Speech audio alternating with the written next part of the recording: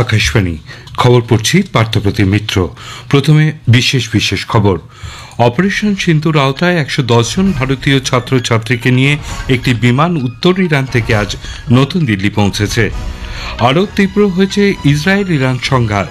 রাষ্ট্রসংঘের মহাসচিব অবিলম্বে ইসরায়েল ইরানের মধ্যে যুদ্ধ বন্ধের আহ্বান জানিয়েছেন। ৩ দেশ সফর শেষে প্রধানমন্ত্রী নরেন্দ্র মোদী আজ দেশে ফিরছেন। ৪ রাজ্যের ৫টি বিধানসভা উপনির্বাচনে ভোট গ্রহণ চলছে। ঝাড়খণ্ড, গুজরাট, কেরালা সহ দেশের বিভিন্ন রাজ্যে আগামী ২৪ ঘণ্টায় ভারী থেকে অতি ভারী বৃষ্টির পূর্বাভাস দিয়েছে ভারতীয় আবহাওয়া দপ্তর। আসছি বিস্তারিত খবরে। উত্তর ইরান থেকে ১১০ জন ভারতীয় ছাত্রছাত্রীদের নিয়ে নতুন দিল্লিতে আজ ভোররাতে একটি বিমান এসে পৌঁছেছে। ইসরায়েলে ইরানের মধ্যে যুদ্ধ পরিস্থিতিতে ভারতীয় নাগরিকদের দেশে ফেরাতে ভারতের অপারেশন সিন্ধু প্রকল্পের প্রথম ধাপে এই ভারতীয় শিক্ষার্থীদের আর্মেনিয়ার মধ্যে দিয়ে সুরক্ষিতভাবে দেশে ফিরিয়ে আনা হলো। বিদেশ প্রতিমন্ত্রী কীর্তিবর্ধন সিং আজ নতুন দিল্লিতে সাংবাদিকদের জানিয়েছেন, ইরান থেকে এ পর্যন্ত ৩৫০ জন ভারতীয় নাগরিক দেশে ফেরার জন্য সরকারের কাছে আবেদন জানিয়েছেন।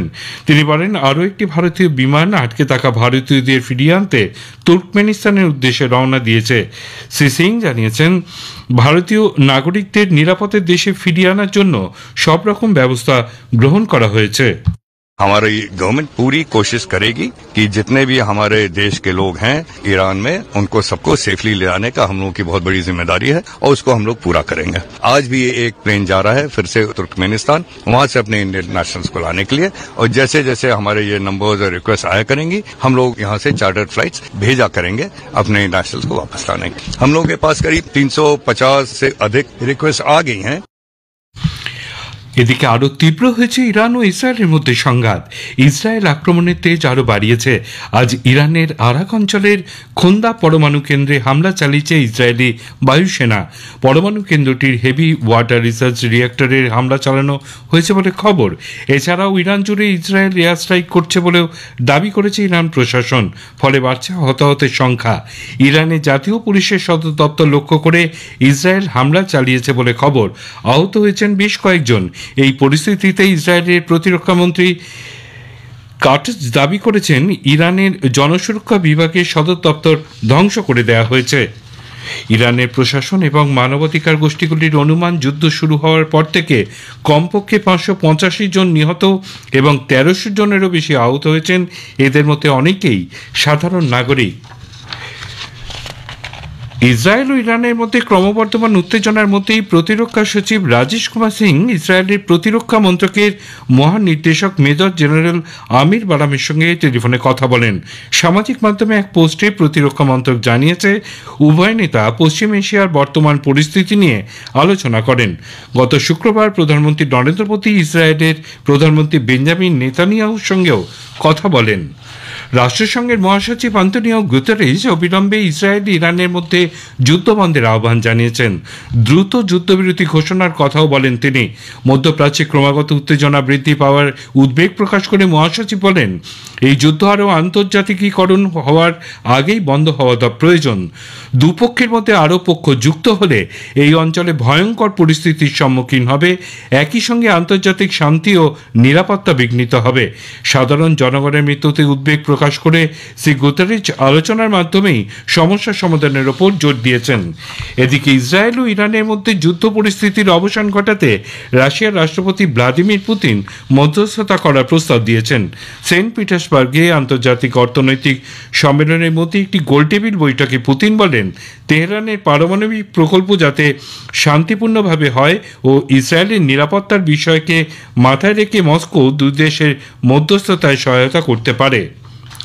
৩ দেশ সফর শেষে প্রধানমন্ত্রী নরেন্দ্র মোদী আজ নতুন দিল্লি ফিরছেন।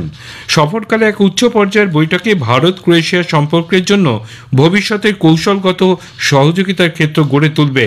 সফরকালে প্রধানমন্ত্রী বানস্কি ডভরিতে ক্রোয়েশিয়ার প্রধানমন্ত্রী আন্দ্রেজ প্লেনকোভিচের সঙ্গে প্রতিনিধি পর্যায়ের আলোচনার পর যৌথ এক প্রেস বিবৃতিতে বিশ্ব শান্তি, গণতান্ত্রিক মূল্যবোধ, ব্যবসা বাণিজ্য, প্রযুক্তি এবং সংস্কৃতি ক্ষেত্রে সহযোগিতা বৃদ্ধির জন্য তাদের প্রতিশ্রুতি ব্যক্ত করেন। अपने द्विपक्षीय संबंधों को 3 गुना गति देने का निर्णय लिया है। रक्षा क्षेत्र में लॉन्ग टर्म सहयोग के लिए एक रक्षा सहयोग प्लान बनाया जाएगा, जिसमें ट्रेनिंग और मिलिट्री एक्सचेंज के साथ साथ रक्षा उद्योग पर भी फोकस किया जाएगा। ऐसे बहुत से क्षेत्र हैं जहां हमारी अर्थव्यवस्थाएं एक दूसरे की पूरक हो सकती है। हमारे इन क्षेत्रों को चिन्हित किया गया। हमने द्विपक्षीय व्यापार को बढ़ाने और विश्वसनीय सप्लाई चेन तैयार करने के लिए कई क्षेत्रों में सहयोग बढ़ाने का निर्णय लिया है। মহারাষ্ট্রের পুনেতে জেজুরি মোরাগাঁও সড়কে দুর্ঘটনায় মৃতদের প্রতি গভীর শোক ব্যক্ত করেছেন প্রধানমন্ত্রী নরেন্দ্র মোদী। জাতীয় ত্রাণ তহবিল থেকে তিনি মৃতদের নিকট আত্মীয়দের এককালীন 2 লক্ষ টাকা আর্থিক সাহায্যের কথা ঘোষণা করেন। দুর্ঘটনায় আহতদের জন্য 50,000 টাকা দেওয়া হবে।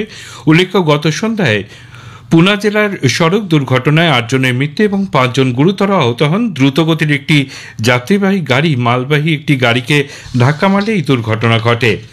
কেন্দ্রে এনডিএ সরকারের 11 বছর পূর্ণ হওয়ার সঙ্গে সঙ্গে ভারতের ক্রীড়াক্ষেত্রে ব্যাপক পরিবর্তন এসেছে। টার্গেট অলিম্পিক পডিয়াম স্কিম, খেলো ইন্ডিয়া এবং কীর্তি এর মতন উদ্যোগগুলি ক্রীড়াবিদদের পারফরমেন্স উল্লেখযোগ্যভাবে উন্নত করেছে, যার ফলে বিশ্বব্যাপী ক্রীড়া ইভেন্টগুলির পদক সংখ্যাও বৃদ্ধি পেয়েছে। এই খবর শুনছেন আকাশবাণী থেকে। 4 রাজ্যের 5টি বিধানসভা আসনের উপনির্বাচনে ভোট গ্রহণ চলছে। গুজরাটের কারি আসনে বিধায়ক কারসানঘাই সোলাঙ্কির প্রয়াণে ভোট নেওয়া হচ্ছে। ভিসাভাদার আসনে বিধায়ক ভায়ানী ভূপেন্দ্র ভাই পদত্যাগ করায় সেই আসনে ভোট গ্রহণ জরুরি হয়ে পড়ে। পাঞ্জাবের লুধিয়ানায় বিধায়ক গুরপ্রীত বাসি গোগির প্রয়াণে এই আসনে নতুন বিধায়ক নির্বাচন করা হচ্ছে। কেরালার নীলাম্বুরে বিধায়ক পিবি আনোয়ার পদত্যাগ করায় ওই আসনটিতে ভোট গ্রহণ হচ্ছে। পশ্চিমবঙ্গের কালীগঞ্জ বিধানসভা আসনে নাসিরুদ্দিন আহমেদের প্রয়াণে এই আসনে ভোট গ্রহণ হচ্ছে। কালীগঞ্জ বিধানসভা আসনের উপনির্বাচন এখনো পর্যন্ত শান্তিপূর্ণ। কিউএস ওয়ার্ল্ড ইউনিভার্সিটি র্যাঙ্কিংয়ে নাম উঠেছে ভারতের 54টি শিক্ষা প্রতিষ্ঠানে। দেশের সেরা শিক্ষা প্রতিষ্ঠান হিসেবে এই ক্রমতালিকায় জায়গা করে নিয়েছে ইন্ডিয়ান ইনস্টিটিউট অফ দিল্লি। আন্তর্জাতিক এই তালিকায় এবার 150 নম্বর থেকে 123 নম্বরে উঠে এসেছে আইআইটি দিল্লি। ভারতীয় আবহাওয়া দপ্তর আজ ঝাড়গ্রামের বেশ কিছু জায়গায় অতি ভারী বৃষ্টির পূর্বাভাস দিয়েছে। গুজরাট, কেরালা, মাহে, হিমালয় সংলগ্ন পশ্চিমবঙ্গ, সিকিম, উত্তরাখণ্ড, মধ্যপ্রদেশ এবং উত্তর পূর্ব রাজ্যগুলিতে ভারী বৃষ্টির সম্ভাবনা। দিল্লি, হরিয়ানা, পাঞ্জাব, মধ্যপ্রদেশ, অন্ধ্রপ্রদেশ এবং তেলেঙ্গানার বেশ কয়েকটি এলাকায় আগামী মঙ্গলবার পর্যন্ত বজ্র বিদ্যুৎ সহ বৃষ্টি হবে।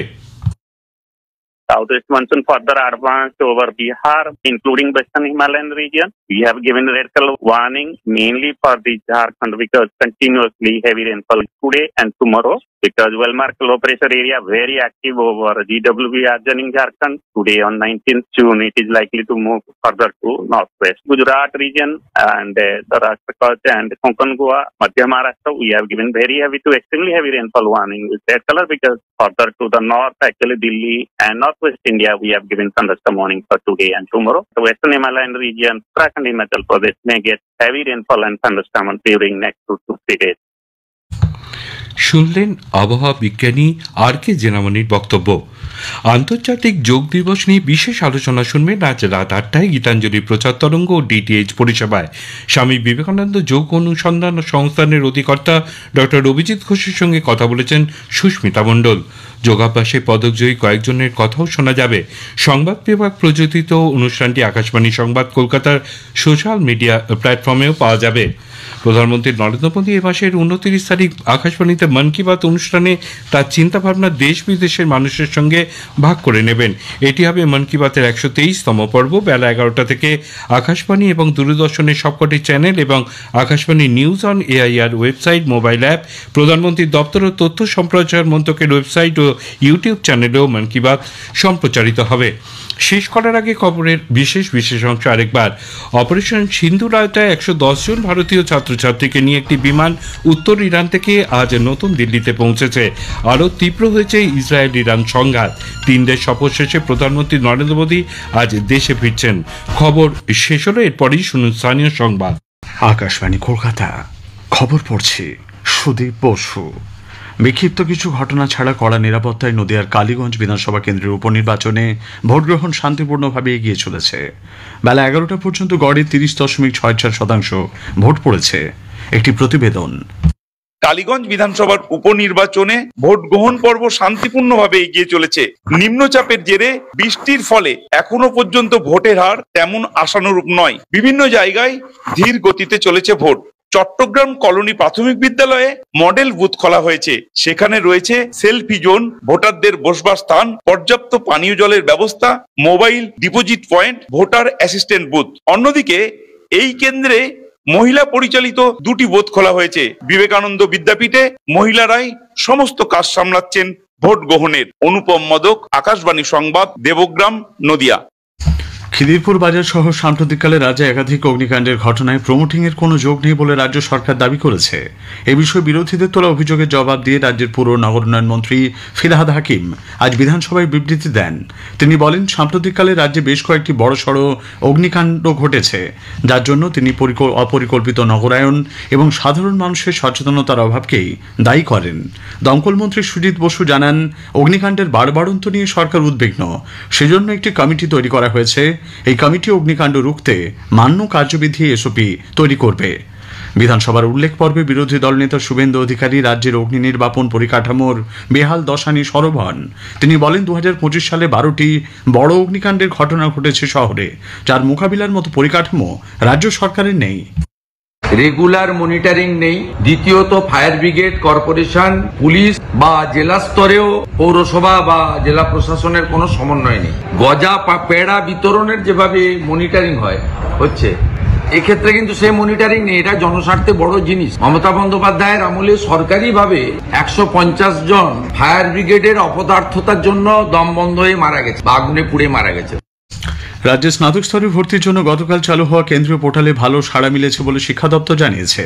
গতকাল সন্ধে পর্যন্ত কেন্দ্রীয় পোর্টালে 28,443 জন নাম নথিভুক্ত করেছেন বলে জানিয়েছেন রাজ্যের শিক্ষামন্ত্রী ব্রাত্য বসু। বিভিন্ন কলেজে ভর্তির জন্য তারা মোট 71,949টি আবেদন করেছেন। এর মধ্যে ভিন রাজ্যের ছাত্রছাত্রীরাও রয়েছেন। এদিকে কলকাতা হাইকোর্টের রায়ের অবমাননা করে রাজ্যের কলেজগুলিতে ভর্তির অনলাইন পোর্টাল চালু হয়েছে বলে উল্লেখ করে বিচারপতি তপব্রত চক্রবর্তী ডিভিশন বেঞ্চের দৃষ্টি আকর্ষণ করেছেন ওবিসি সংরক্ষণ মামলার মূল আবেদনকারীরা। তারা জানিয়েছেন, পোর্টালে ওবিসি এ এবং ওবিসি বি এই 2 ক্যাটাগরি রাখা হয়েছে। মামলা দায়ের করার অনুমতি দিয়ে ডিভিশন বেঞ্চ নির্দিষ্ট তালিকা অনুযায়ী শুনানির আশ্বাস দিয়েছেন। চাকরি ফেরানোর দাবিতে আন্দোলনে সব রাজনৈতিক দলের ছাত্র সংগঠনকে পাশে দাঁড়ানোর আবেদন জানিয়েছেন চাকরিহারা শিক্ষকরা। আজ বিকাশ ভবনের কাছে অবস্থান মঞ্চে এক সভায় রাজনৈতিক দলের ছাত্র সংগঠনগুলিকে যোগ দেওয়ার আহ্বান জানিয়েছে যোগ্য শিক্ষক শিক্ষিকা অধিকার মঞ্চ। এদিকে নিয়োগের দাবিতে 2022 সালের টেট উত্তীর্ণরা আজ কলকাতায় মিছিল করছেন। ওয়াই চ্যানেল থেকে কলকাতা বিশ্ববিদ্যালয় পর্যন্ত এই মিছিল চলেছে।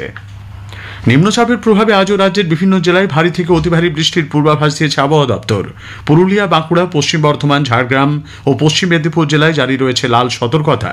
পূর্ব বর্ধমান, পূর্ব মেদিনীপুর, বীরভূম, দক্ষিণ 24 পরগনা জেলাতেও মাঝারি থেকে ভারী বৃষ্টির সম্ভাবনা।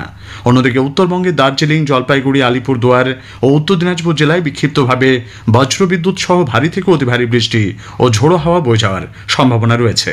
গভীর সমুদ্রে মৎস্য শিকারের ক্ষেত্রে জারি হয়েছে লাল সতর্কতা। পশ্চিম মেদিনীপুর জেলায় গত 2 দিনের ভারী বৃষ্টিতে গড়বেতা, চন্দ্রকোনা এলাকায় শিলাবতী নদীর জলস্তর বৃদ্ধি পেয়েছে। বিস্তীর্ণ এলাকা প্লাবিত হওয়ার আশঙ্কা করছেন স্থানীয় বাসিন্দারা। 2 দিন একটানা বর্ষণে বাঁকুড়া জেলার বিভিন্ন এলাকা জলমগ্ন, ক্ষতিগ্রস্ত বেশ কিছু বাড়ি।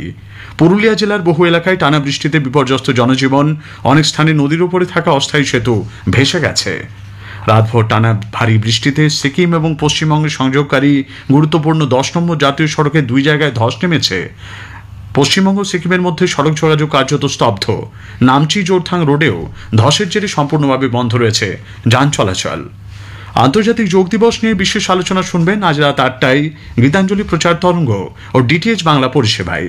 স্বামী বিবেকানন্দ যোগ অনুসন্ধান সংস্থানের অধিকর্তা ডক্টর অভিজিৎ ঘোষের সঙ্গে কথা বলেছেন সুস্মিতা মণ্ডল। যোগাভ্যাসে পদকজয়ী কয়েকজনের কথাও শোনা যাবে। সংবাদ বিভাগ প্রযোজিত অনুষ্ঠানটি আকাশবাণী সংবাদ কলকাতার সোশ্যাল মিডিয়া প্ল্যাটফর্মেও পাওয়া যাবে। স্থানীয় সংবাদ শেষ হলো। এরপর খবর বিকেল 5টা বেজে 10 মিনিটে।